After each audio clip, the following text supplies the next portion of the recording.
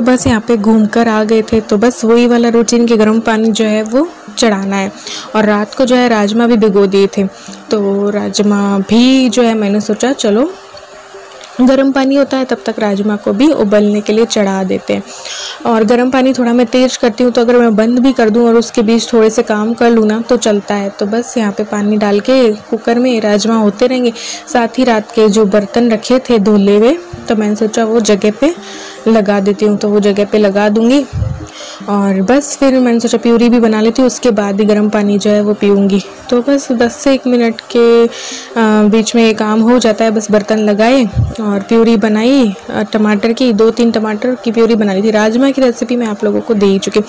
और क्योंकि मेरे पास टाइम होता है, मैं जगी हुई रहती हूँ, और तो फिर मैं थोड़ा सा काम में हेल्प कर देती हूँ। मकसद ये नहीं होता कि वीडियो बना रही हूँ या वीडियो बनाना है, नहीं, वीडियो तो और चीज़ों की भी बन सकती है, लेकिन मेन मकसद ये होता है कि हेल्प हो जाए किसी की। आपने वो सॉन्ग तो सुना ही होगा कि साथी हाथ बटाना एक अकेला थक जाएगा, तो एक अकेले पे सारा काम नहीं डालना चाहिए। इसलिए या फिर मम्मी करेगी या मैं करूं या जागृति करे, बात एक ही है। जो जगा हुआ है अभी, तो वो अगर काम निपटा दे तो अच्छी बात है ना, फिर बैठ के बात करो बस, और क्या। तो यहाँ पे बस प्यूरी बना दूँगी और फिर बस ले आती हूँ इनके लिए पानी और मेरे लिए पानी। तो बस गर्म पानी पीऊँगी, उसके बाद बस फिर किचन में चली जाऊँगी। तो मैं बैठी बैठी बोर भी होती हूँ यार, वो तो मुझे ना काम करती रहूँ तो हाँ मुझे अच्छा फील होता है। और जिस दिन मैं काम नहीं करूँ ना तो मैं पूरे दिन सोती रहती हूँ। तो पूरे दिन सोने से अच्छा है कि काम कर लूँ और हाथ बटा दूँ। तो बस यहाँ पे राजमा को छोंक दूँगी। मसाले वगैरह बना ही लिए थे, प्यूरी बना ही ली थी। तो बस यहाँ पे बस फिर नाश्ता भी बनाना था आज, तो नाश्ता ढोकले बना रही थी। तो ढोकले की भी मैंने आपको रेसिपी दे रखी है। तो यहाँ पे बस इलू को जगाती हूँ, 7 बजे जगाती हूँ यहाँ पे, और फिर बस मैंगो शेक वगैरह दे देती हूँ, क्योंकि 8 बजे से उसके एग्ज़ाम चल रहे हैं ना अभी और रिवीजन क्लासेस चल रही हैं। तो बस उसको मैंगो शेक देती हूँ और खाने पीने को देती हूँ। और अथक के लिए और इलू के लिए मैंगो शेक बना रही हूँ, उनको दे दूँगी। तो फिर बस हम लोग हमारी चाय वाय पी लेंगे शांति से। तो फिर उतने में ना मुझे आवाज़ आ जाती है कि वो लोग जग चुके हैं, ऊपर पैर मुझे सुनाई देने लगते हैं, चलने की आवाज़ें। तब मैं चाय चढ़ा देती हूँ, और किसी दिन नहीं भी चढ़ाती हूँ, आके वही बनाती है जागृति। तो ऐसा है।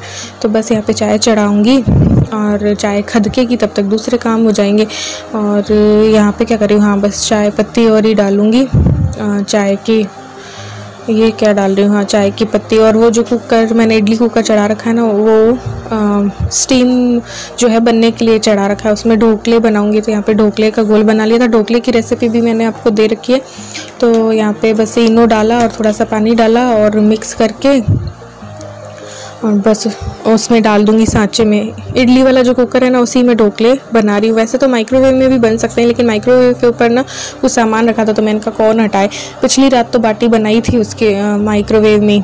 तो बस यहाँ पे 2 जो हैं उसमें चढ़ा दूँगी, क्योंकि मेंबर्स हैं 8-9 हो जाते हैं, शिप्रा और होते हैं। तो फिर बस बीच में जो बर्तन होते रहते हैं वो साफ़ कर दो। तो जब अगर हम जल्दी उठते हैं ना, तो उसके बहुत से फ़ायदे हैं। हम अपने आप को भी टाइम दे सकते हैं, अपनी हेल्थ को टाइम दे सकते हैं, वॉक पे जा सकते हैं, अपनी जो है वर्कआउट कर सकते हैं, प्लस हमारा काम कितना जल्दी हो जाता है। तो इसी वजह से ना बस मेरी आँखें नींद खुली जाती है। पता नहीं आजकल तो क्योंकि काफ़ी टाइम से आदत हो गई, इलू के जब से स्कूल हुए थे ना जल्दी के, तब से बहुत आदत हो गई। फिर बस उन लोगों का पानी चढ़ा दिया था जागृति और क्षितिज का गर्म करने के लिए, और साथ में वो ढोकले भी हो ही रहे हैं। तड़का वड़का बस जो है वो लगा दूँगी। बस वही चेक कर रही थी कि ढोकले हुए या नहीं। तो बस चाय पियेंगे एक बार, चाय बिस्किट और कुछ रख लेते हैं, फिर थोड़ी देर बाद नाश्ता कर लेंगे। तो बस यहाँ पे चाय छान लूँगी। पानी उनका गर्म जो है वो दे दिया था, उन्होंने पी लिया था। तो मैंने कहा चलो चाय छान लेते हैं हम, और सारा काम हो ही गया था। बस राइस बनाने थे, जो कि मैंने बाद में बनाए थे 11 साढ़े 11 के करीब चावल बनाए थे। बाकी तो क्योंकि राजमा चावल ही थे, राजमा बने तब ओनली राजमा चावल ही अच्छे लगते हैं, और अमरस भी बना लिया था साथ में। हाँ, तो राजमा चावल होते हैं तो सिर्फ राजमा चावल ही अच्छे लगते हैं, और कुछ खाने का मन नहीं होता। तो बस नाश्ता हो ही गया था ढोकले का, और ढोकले की रेसिपी मैं आपको बहुत बार दे चुकी शायद। तो बस ये देखो कितने टेस्टी टेस्टी ढोकले जो हैं वो बन गए, और यहाँ पे राजमा भी तैयार है, और बस चाय भी जो है वो हो गई थी। तो अब बस नाश्ता पहले कर लेंगे। ये सबका नाश्ता हमने लगा लिया था, पानी एक्स्ट्रा मैंने बनाया था तो ताकि वो सूख जाते हैं ना थोड़े कभी कभी, तो फिर वो बस यहाँ पे मिलके सब जो है नाश्ता सबने कर लिया था। तो फ्रेंड्स, आपने देखा होगा शिप्रा और मम्मी की वीडियो में कि ये झूले बनाइए पापा ने अपने ठाकुर जी के लिए बनाया है और ये शिप्रा के लिए अब बन रहा है मेरा। तो मैं आपको बताती हूँ कैसे बनता है। ये देखो, तो ये है ना लकड़ी है, इस पे मैंने बोला इतना बना दो मेरे ठाकुर जी के लिए। मेरे पास झूला है लेकिन उसमें ना वो आ गई, क्या दीमक लग गई थी, तो इस वजह से। ये देखो, इस लकड़ी का बेस बनेगा और ऐसा ही वो सेम बनेगा। तो इतना है ना, मैं ठाकुर जी के बैठने वाला वो चीज़ बनवा रही हूँ। तो बस यहाँ पे पापा लकड़ी जो है वो कट कर लेंगे। इतना मैंने कहा था चलो इतना बना दो, और भी छोटा बन सकता था। फिर मुझे जब ये पूरा बन गया ना तब मुझे लगा कि और भी छोटा बन सकता था। तो यहाँ पे लकड़ी कट करके एक चौखट नहीं होती है वैसे सा एक सांचा बनाना है, और ऐसे करके एक शिप्रा के लिए भी बना रहे थे। शिप्रा का जो बना था वो थोड़ा सा लकड़ी ऐसा लगा कि ख़राब है, तो फिर पापा ने उसको भी एक और नया बना के दिया था। तो पापा ने 4 झूले बना चुके हैं अब तक में। और पापा को ना सारे काम आते हैं, मतलब कर लेते हैं पापा हर चीज़, जैसे बिजली का भी सब कुछ। तो बस ये देखो सांचा तो मेरा तैयार हो गया था झूले का, और बस इस पर ना ये बनना था बीच वाला पार्ट। तो बस वो बना देंगे, फिर उसको डेकोरेट करेंगे जब बन जाएगा। तो देखो ये बन गया था झूला, और बस अब मैं इस पर कलर करूँगी और डेकोरेट करूँगी क्योंकि जन्माष्टमी आने वाली है इसलिए। तो बस फिर बाद में चावल बना के खाना वाना खा लिया था। तो फ्रेंड्स, व्लॉग का एंड नहीं किया था तो मैंने सोचा व्लॉग का एंड कर लूँ। और एक चीज़ और दिखाऊंगी मैं आपको लास्ट में। एक मकान, हमारा पैतृक मकान, जो भी 2 दिन बारिश हुई ना उसमें वो गिर गया, बह गया, मतलब ढह गया, बहुत पुराना था तो इसलिए।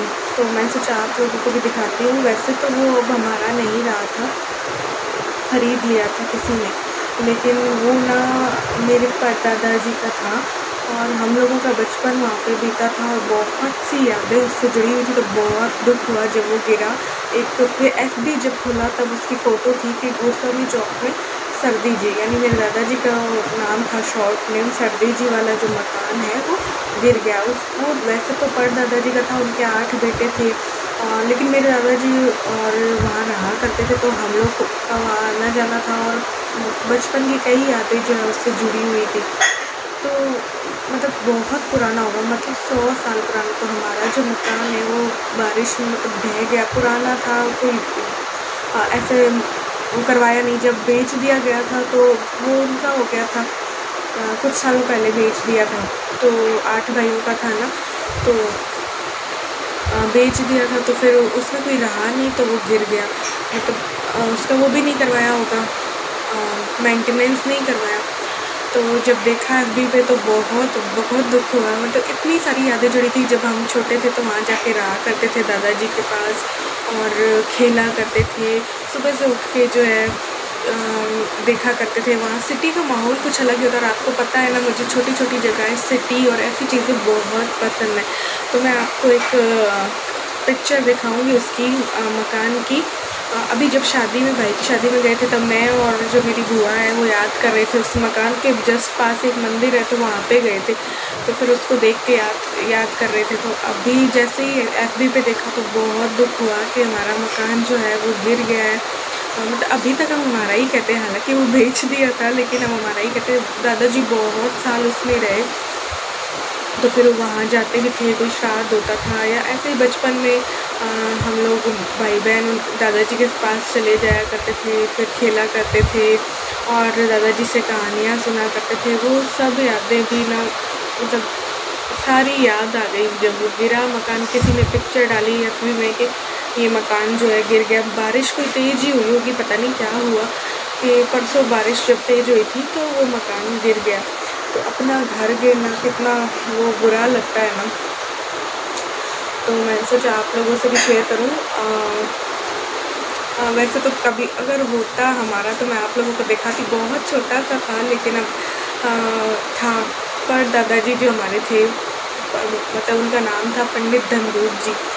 और फिर दादाजी, फिर उनके 6-7 भाई और सब ना, और उस मकान में सब आते जाते ही रहते थे। दादाजी रहा करते थे, लेकिन दिन भर रौनक लगी रहती थी, दिन भर आना जाना रिश्तेदारों का होता था। और मम्मी भी वहाँ शादी होकर मम्मी वहीं पे आई थी, और मम्मी तो रोने लगी थी वो जब देखी पिक्चर, तो मम्मी रोने लगी थी कि मैं तो शादी करके वहीं पे आई थी। दिन भर आना जाना लगा रहता था। मम्मी कहती थी कि मतलब दिन भर, क्योंकि गोस्वामी चौक जैसे होता है ना, हर जात का यहाँ पे होता है ना, इस पुरोहितों का, और जैसे पुष्करना ब्राह्मण और होते हैं, वैसे हम गोस्वामी ब्राह्मण हैं। तो गोस्वामी चौक था, तो वहाँ पे पहले के ज़माने में सारे, अभी भी रहते हैं बहुत से लोग, लेकिन गोस्वामी मिल के रहा करते थे। पूरा हर गोस्वामी का घर हुआ करता था, आसपास छोटे छोटे घर थे। तो ऐसे ही गोस्वामी चौक था। गोस्वामी चौक में जो है वो हमारा मकान था, और जो कि गिर गया, तो बहुत दुख हुआ। तो मैंने सोचा चलो आपसे भी शेयर करूं, मैं हर चीज़ आप लोगों से शेयर करती हूँ, तो मैंने सोचा शेयर करूं। तो बड़ा दुख हुआ। तो देखिएगा, पिक्चर दिखाती हूँ आपको, तो आप भी देखना। बिल्कुल गिर गया, पता नहीं कैसे गिर गया। उस गेट पे पापा और चाचा का नाम लिखा हुआ था। जो गेट था ना, मेन गेट, सीढ़ियाँ चढ़ के गेट था, उसके नीचे दुकानें भी बनी हुई थी, वो किराए पे दे रखी थी।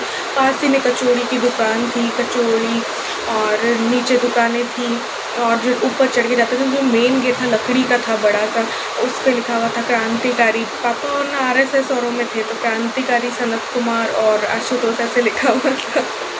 तो हर याद बताए वो आ गई। छोटे से बाथरूम, छोटा सा किचन, छोटे छोटे कमरे, ऊपर जाके एक रूम था, और उस बस इतना ही था, लेकिन छोटा छोटा था सब कुछ। लेकिन अब बचपन जहाँ बीता हो, तो वो तो हमारे लिए कितना मायने रखता है ना। तभी दिखाऊंगी उसकी पिक। तो चलो, ब्लॉग तो फिर यहीं पे एंड करूँगी, और मिलूँगी एक और न्यू ब्लॉग के साथ।